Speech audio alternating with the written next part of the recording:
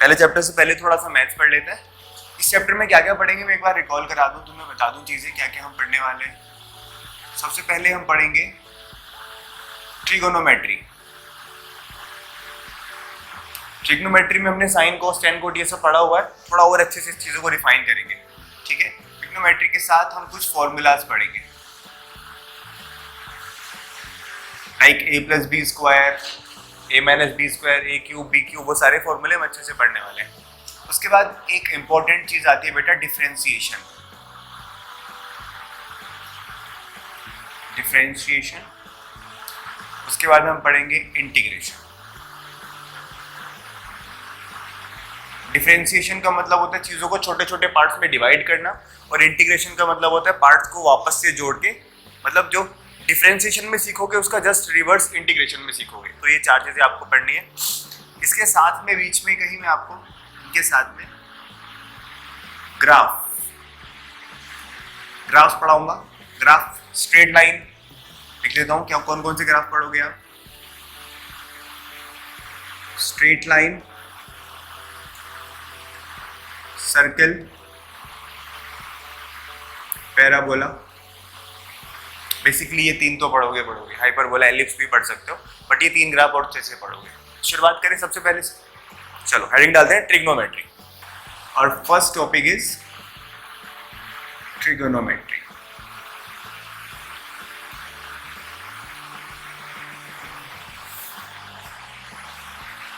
Okay, आप pen when रख दो, पहले समझते हैं उसके बाद आराम से नोट कर लेना। ठीक है, हम लोगों ने ट्रिग्नोमेट्रिक फंक्शंस पढ़े होंगे कुछ। कौन कौन से होते हैं? साइन, कॉस, टेन, कॉट, सेक, कॉसेक। ओके, अभी मैं एंगल लगा लूं सबके सामने। फंक्शन तो साइन कॉस टेन होते हैं, एंगल ये थीटा कुछ भी हो सकता है।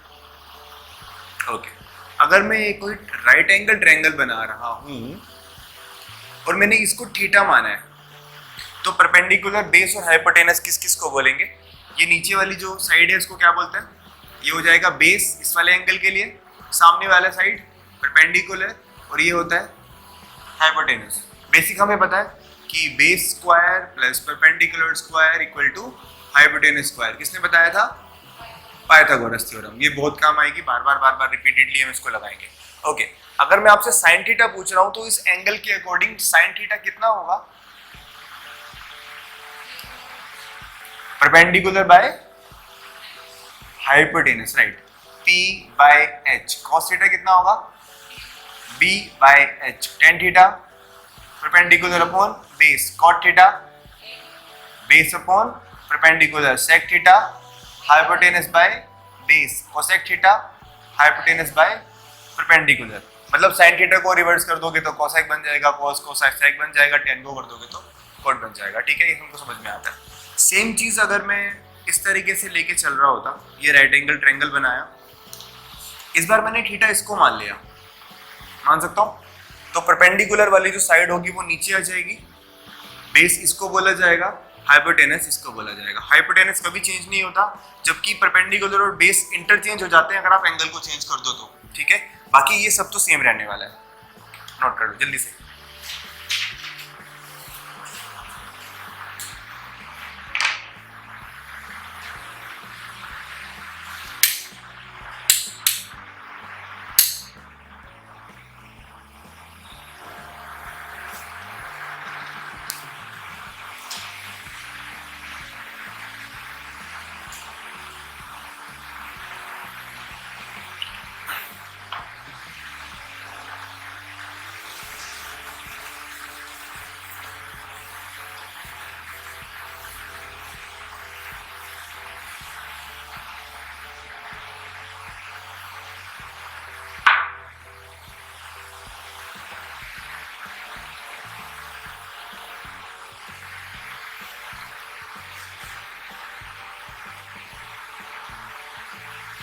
ठीक है, ओके, आ जाते हैं।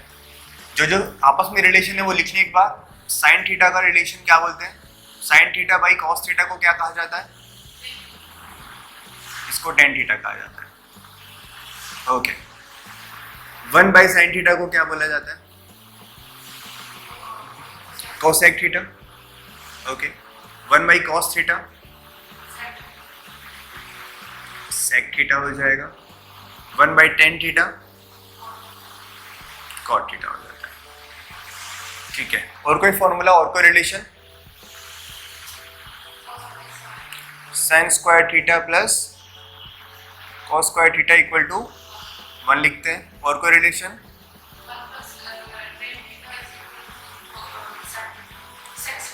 1 प्लस sec स्क्वायर थीटा। और कोई? cosec square theta. हमें ज़्यादातर यूज इसी का पड़ता है, इन बाकी का यूज नहीं पड़ता, तो इसका हमारे फिजिक्स में ज़्यादा मतलब नहीं, ये हमारे बहुत काम आएगा तो उसका यूज करेंगे। ओके, आपने कभी ये फॉर्मूला याद किया है? sin 2 थीटा, sin 2 थीटा याद नहीं किया? ये होता है 2 sin theta into cos theta, ये हमारे काम आएगा। ठीक है, दूसरा फॉर्मूला एक होता है cos 2 थीटा, इसके बेसिकली 3 फॉर्मूले होते हैं। पहला फॉर्मूला होता है इसका cos square theta minus sin square theta, इससे अलग है काफी, cos square theta minus sin square theta. दूसरा फॉर्मूला होता है 2 cos स्क्वायर थीटा माइनस 1, एक होता है 1 माइनस 2 sin स्क्वायर थीटा। ये तीनों किसके इक्वल है? ये भी cos 2 थीटा का फॉर्मूला हो सकता है, ये भी cos 2 थीटा का फॉर्मूला हो सकता है, और ये भी cos 2 थीटा का फॉर्मूला हो सकता है। हमारे लिए ये नीचे वाले दोनों ये ज़्यादा इंपॉर्टेंट है, कहीं कहीं पे न्यूमेरिकल में सिंप्लीफाई करने के लिए ये यूज़ होता है। एक तो ये और एक ये इतना इंपॉर्टेंट नहीं है, ये एक ही इंपॉर्टेंट है, नोट करें।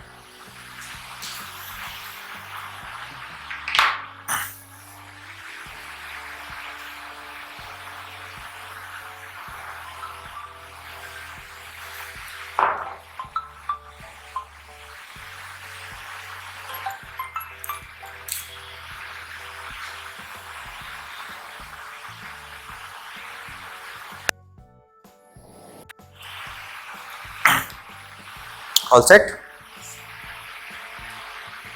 एक ट्रायंगल है जो कि बहुत ज्यादा यूज होता है बार बार, ये सारी प्रॉपर्टी तुमने फिर भी देखी हुई होंगी, आदि तुम्हें पहले से ही पता है, बट एक ट्रायंगल है जो हमारे बहुत काम का है, जरा ध्यान से समझ जाए इसको। एक राइट एंगल ट्रायंगल बना लो, ये साइड 3, ये 4, ये 5, 3 4 5, ऐसा कुछ सिस्टम हमने मार के चल रहे हैं। ये हो सकता है क्या?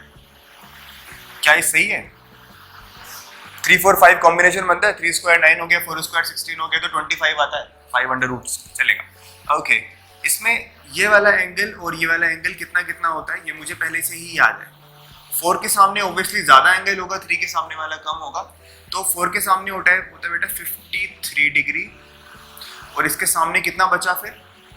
90 ही हो गया, 53 ही हो गया, तो ये कितना बचा? 37। एग्जैक्टली इतना नहीं होता, थोड़ा बहुत आगे पीछे होता है, बट एक रफली वैल्यू में बताऊं तो ये 90 डिग्री होता है, ये 53, ये 37। अगर मैं 3 को डबल कर दूं, 4 को डबल कर दूं, 5 को डबल कर दूं, तो फर्क कुछ नहीं पड़ता, एंगल उतना ही रहेगा। तो हमें ये याद रखना है 3 4 5। इसको मैं इस तरीके से भी बना सकता हूं, मैंने 3 इसको मान लिया, 4 इसको मान लिया, 5 इसको मान लिया, चलेगा। तो 3 के सामने ये क्या हो जाएगा? 37, और ये हो जाएगा 53। तो ये ट्रायंगल बनाना आना चाहिए। इसका फायदा क्या है? तभी हम क्वेश्चन सॉल्व करते हैं, कहीं कहीं पे आ जाता है sin 37 का वैल्यू, कहीं कहीं भी आपसे cos 37 भी पूछ सकता है, कहीं कहीं पे tan 37 भी पूछ सकता है, बट हमें वैल्यू ये याद नहीं रहती क्योंकि टेबल में नहीं होती।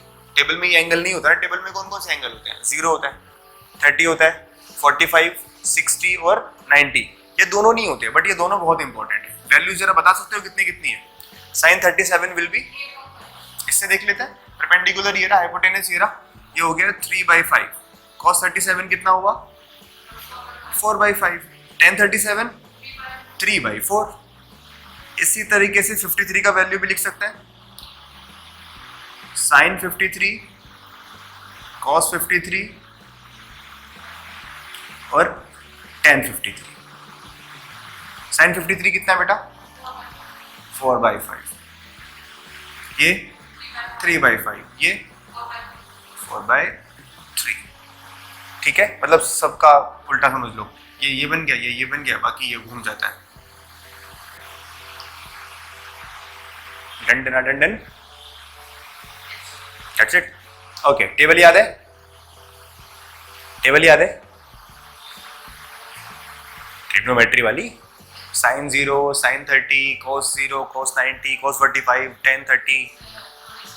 थोड़ी थोड़ी बोल रहे हो, आओ रिकॉल कराता हूँ। टेबल बना दो, बना तो सकते हो ना? ओके, अभी साइन और कोस का देखेंगे, बाकी सब छोड़ दो। ओके, 0 डिग्री यहाँ पे चलेगा। उसके बाद जो जो यादें मुझे बताते चलो। दिस इज 0 डिग्री, फिर कितना आएगा 0 के बाद?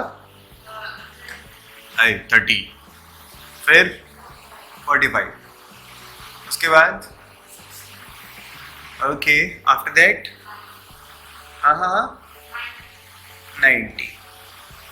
पक्का? इतना सही है। 120 भी लिख दूं या होता नहीं है टेबल में? टेबल यहीं तक होती है, 120 वगैरह हम निकालना सीखेंगे अभी।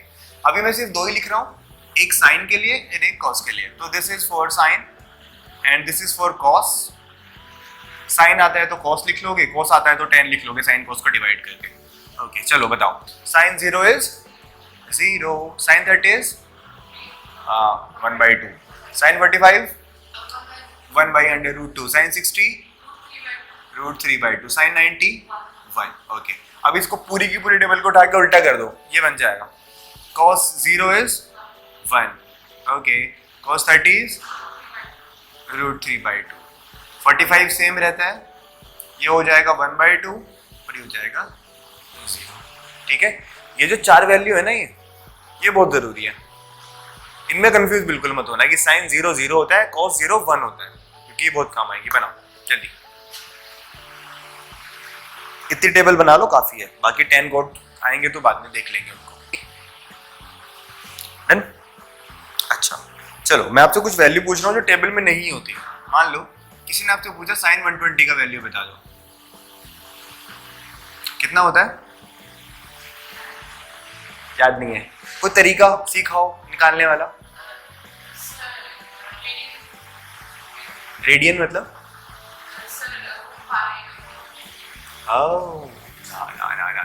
ना। ओके, देखो, एक तो यूनिट होती है डिग्री, ऐसे डिनोट करते हैं, इसको डिग्री बोलते हैं। एक होता है रेडियन, इसको रेड से डिनोट करते हैं। ये 2 यूनिट होते हैं, ठीक है? ओके, 1 डिग्री या फिर आप बोलो 180 डिग्री को मैं क्या बोलता हूँ? 180 degree is equivalent to pi radian. तो बेटा 1 डिग्री कितना हो गया? Pi by 180 radian. ठीक है, तो ये हमारे पास एक इक्विवेलेंट फैक्टर आ गया। अगर मुझे 1 डिग्री पता है तो मैं कितना भी डिग्री निकाल सकता हूँ। अगर मैं आपसे ये बोलूँ कि 30 डिग्री को रेडियन में कन्वर्ट करो, तो ये हो जाएगा 30 इंटू पाई बाय 180। 1 डिग्री का इतना हो, 30 का इतना हो जाएगा। कितना आया सॉल्व करके?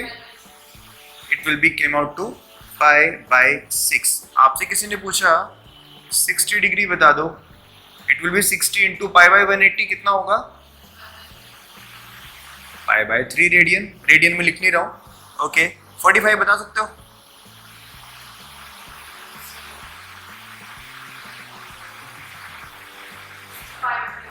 पाई बाय 4 नहीं, डबल 90 होता है, उसका डबल पाई बाय 4 तो है ना, 4 टाइम्स तो कट होगा 180। तो ये पाई बाय 4, ये पाई बाय 3, ये पाई बाय 6, 90 डिग्री कितना होगा? Pi by 2। तो ये कुछ ऐसी वैल्यूज है, मैं चाहूँ तो टेबल में भी लिख सकता हूँ। टेबल जैसे ये 30 डिग्री लिखा है तो मैं इसको पाई बाय 6 कह सकता हूँ, इसको मैं पाई बाय 4 कह सकता हूँ, मेरे लिए ये पाई बाय 3 है और ये मेरे लिए पाई बाय 2 है। चलेगा? तो this is conversion factor. 1 degree का इतना होता है, बट ये 120 की वैल्यू नहीं बता पाएगा। किसी ने 120 डिग्री का वैल्यू बताओ साइन, तो ये आप ऐसे नहीं बता पाओगे, इससे कोई मतलब नहीं है। इसको नोट कर लो, मैं सिखाता हूँ बियॉन्ड 90 डिग्री कैसे निकालते हैं। इसको नोट कर लो।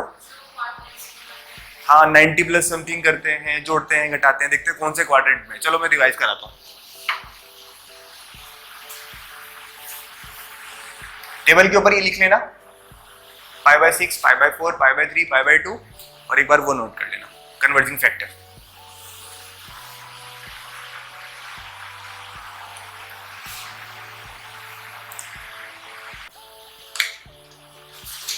आ जाओ। अब हम सीख रहे हैं 90 डिग्री से ज्यादा अगर आ जाए तो कैसे कैलकुलेट करेंगे। मैं ये नहीं बोल रहा हूँ कि कोई भी एंगल बता दोगे, बट ज्यादातर एंगल आप बता सकते हो, जैसे 120, 150 ये सब बता दोगे। ओके आओ समझते हैं। ये हमारा क्वाड्रेंट सिस्टम है। कितने क्वाड्रेंट्स होते हैं हमारे पास? 4 क्वाड्रेंट्स होते हैं। ये हमारा फर्स्ट क्वाड्रेंट होता है, this is our second quadrant, this is our third quadrant and this is your fourth quadrant. इतना सबको पता है, फर्स्ट सेकंड फोर्थ। अगर मैं एंगल की टर्म में बात करूं तो इसको आप 0 डिग्री कहते हो, दिस इज 90 डिग्री, ये होता है 180 डिग्री, ये होता है बोलो बोलो 270 डिग्री, और वापस से एक चक्कर लगा लो तो ये हो जाएगा 360 डिग्री। मानते हो? 360 डिग्री को मैं क्या लिख सकता हूँ? 2 पाई रेडियन, ये मेरे लिए क्या होगा? पाई/2 रेडियन, ये मेरे लिए क्या होगा? पाई, और ये 3 पाई/2 रेडियन। तो रेडियन में भी पता चल गया, डिग्री में भी पता चल गया। ओके, अब मुझे देखना है जो मेरा फर्स्ट क्वाड्रेंट होता है वो 0 से 90 के बीच में होता है, तो ऐसी कौन कौन सी ट्रिग्नोमेट्रिक फंक्शन है जो इसमें पॉजिटिव होता है? तो इसमें सारे के सारे पॉजिटिव होते हैं। फर्स्ट क्वाड्रेंट में कोई भी ट्रिग्नोमेट्रिक फंक्शन नेगेटिव नहीं होता। मेरा क्या मतलब है?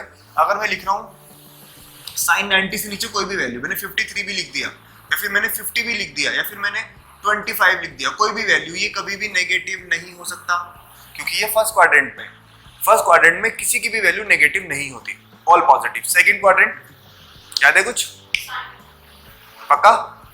इसमें सिर्फ साइन पॉजिटिव होता है। अब भाई साइन पॉजिटिव है तो कोसेक तो ऑब्वियसली पॉजिटिव होगा। Okay, all positive, sine positive, इसमें 10 पॉजिटिव। इस थर्ड क्वाड्रेंट में सिर्फ 10 पॉजिटिव होता है। अब 10 है तो कॉट पॉजिटिव होगा ही होगा, और यहाँ पे कॉस पॉजिटिव।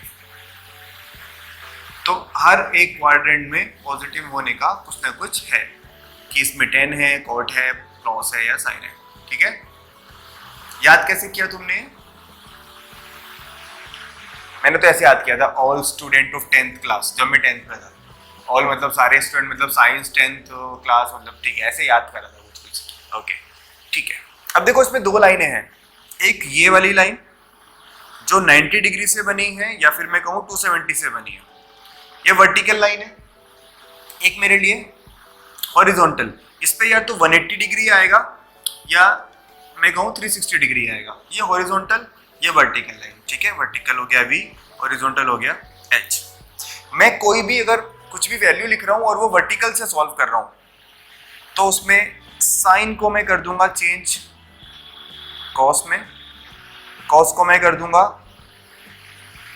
साइन में, टेन को मैं कर दूंगा कॉट में, और कॉट को मैं चेंज कर दूंगा वापस से टेन। क्या मतलब है मेरा?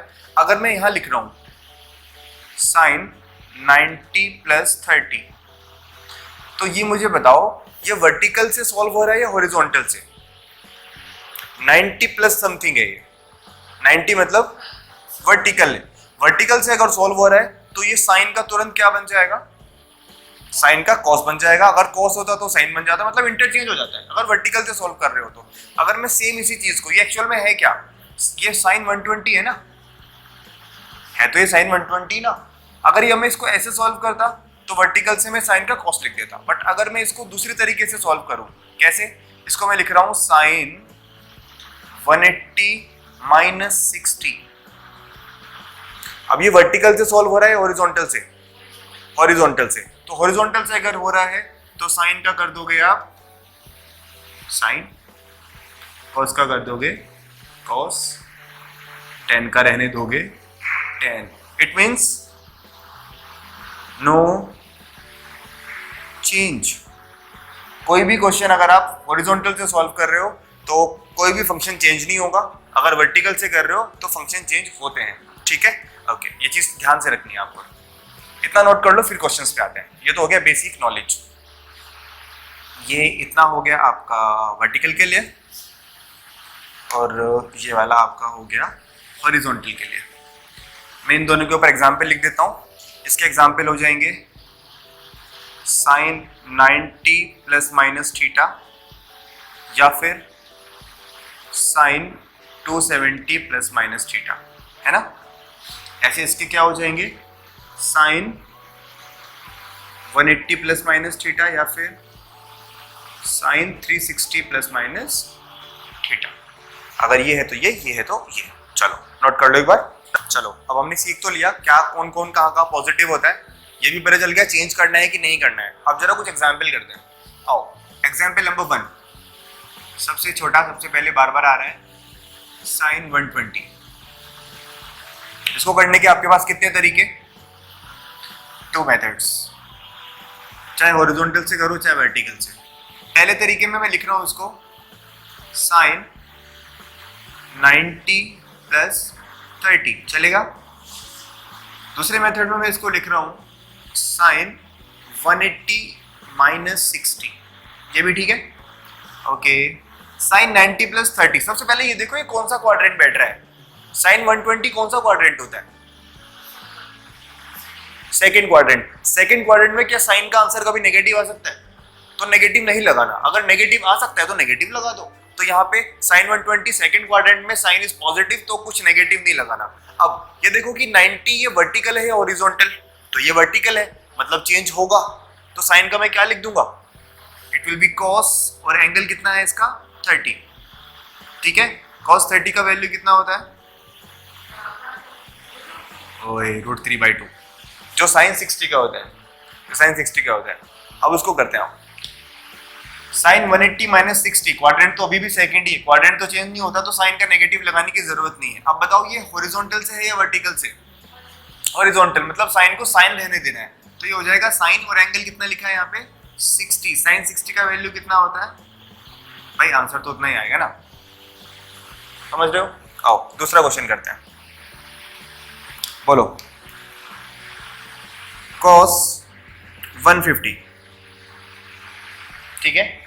इसको करने के फिर से हमारे पास 2 तरीके हो गए। पहला तरीका, इसको मैं क्या लिख सकता हूं, बोलो बोलो, कॉस 90 प्लस 60, सही है। दूसरा तरीका 180 माइनस 30, कौन सा क्वाड्रेंट है बेटा ये, सेकंड या फर्स्ट। कॉस नेगेटिव होता है पॉजिटिव, नेगेटिव होता है ना कॉस का वैल्यू, तो चुपचाप एक नेगेटिव लगा लेते हैं। हॉरिजॉन्टल से है या वर्टिकल से, वर्टिकल से, तो कॉस को क्या कर देंगे sine, it will be sine, angle है 60, वैल्यू कितनी हो गई -√3/2। Cos 180 minus 30, okay.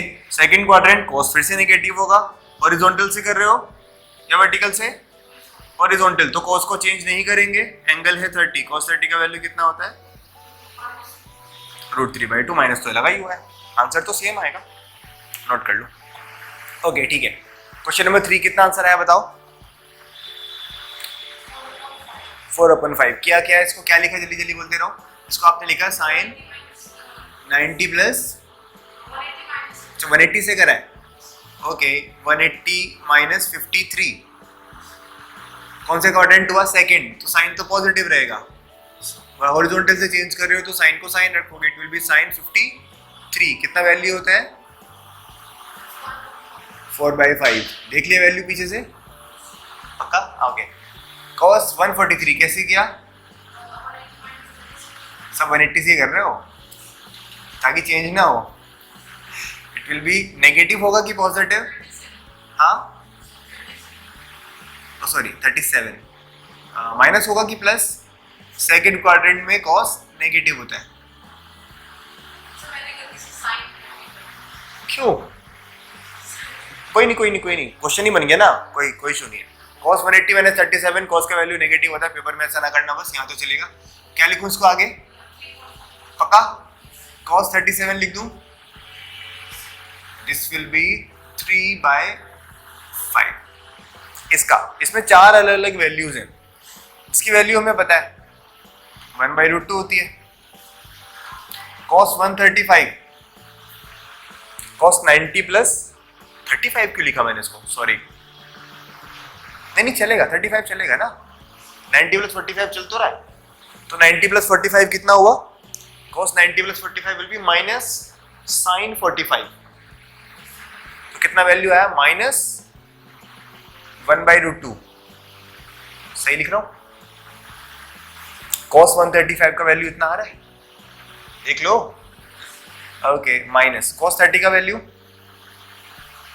cos 30 is √3/2, sin 120 का वैल्यू हमने निकाला था कितना, बोलो बोलो बोलो, वो भी तो √3/2 आया था, तो कितना आया अल्टीमेटली हमारा, ये -1/2 मल्टीप्लाई कर दिया, ये हो गया -3/4, ठीक है, एलसीएम लिया 4, ये कितना आएगा यहाँ पे 2 -2 -3, कितना आंसर आया, -5/4, आ रहा है क्या, आ रहा है तो बढ़िया,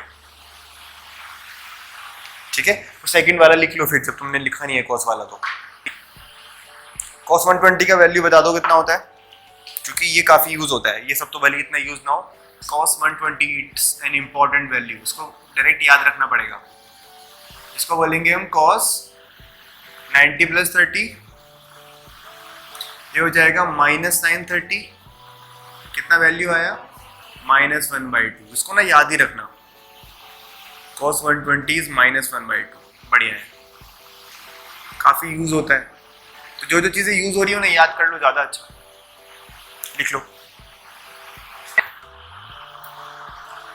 ठीक है बेटा। देखो कहीं कहीं पे किसी किसी एक्सप्रेशन में ऐसा मिलेगा तुम्हें, कहीं भी लिखा होगा 1 - cos थीटा, और आंसर θ/2 की टर्म में होगा, जो उसका आंसर आएगा वो कहीं ना कहीं θ/2 की टर्म में लिखा होगा, ये आंसर मिलेगा नहीं, इसको सिंप्लीफाई करके आपको θ/2 की टर्म में कन्वर्ट करना पड़ता है, तो मैं क्या करूं, कोई तरीका है मेरे पास कि मैं 1 - cos थीटा को कुछ ऐसा कर दूं कि θ/2 बन जाए, सोचो, मेरे पास cos 2 थीटा के कुछ फॉर्मूला थे, है क्या, 2 cos स्क्वायर थीटा -1, है ना, एक दूसरा फॉर्मूला भी था 1 - 2 sin स्क्वायर थीटा, है ना। अगर मुझे कुछ ऐसा करना है कि मैं वैल्यू पुट करूं ये 1 कट जाए, तो कौन सा फॉर्मूला लगाना पड़ेगा, यहाँ पे माइनस है, अगर मैं ये वाला फॉर्मूला यूज करूंगा सेकंड वाला ना, बट यहाँ पे cos 2 थीटा नहीं है, यहाँ पे cos थीटा है, मैं क्या करूं, अगर मैं यहाँ पे थीटा मान लूं तो यहाँ पे θ/2 मान लूंगा, बात तो वही है ना, ये हुआ 2 θ/2, तो जहां जहां पे थीटा मैंने θ/2 लिख दिया, दैट्स इट, तो ये एक्चुअल में है cos 2 θ/2, समझ रहे हो। चलो अब तो इसको सॉल्व करते हैं, इसको मैंने लिखा 1 - cos 2 × θ/2, वैल्यू पुट करा दो, 1 - ये वाला फॉर्मूला 1 - 2 sin स्क्वायर θ/2, क्या ये 1 से 1 कट गया, ये प्लस हो जाएगा, कितना आंसर आया, 2 sin स्क्वायर θ/2, ये वैल्यू, जबकि ये गलत नहीं था, यहां तक अगर आप पहुंच गए तो आपका आंसर सही है, बट 4 ऑप्शन जो कई बार देते हैं ना, वो उनमें ऐसी कोई टर्म लिखी होती है, तो इससे ये आना चाहिए, नोट कर लो कैसे लिखा मैंने,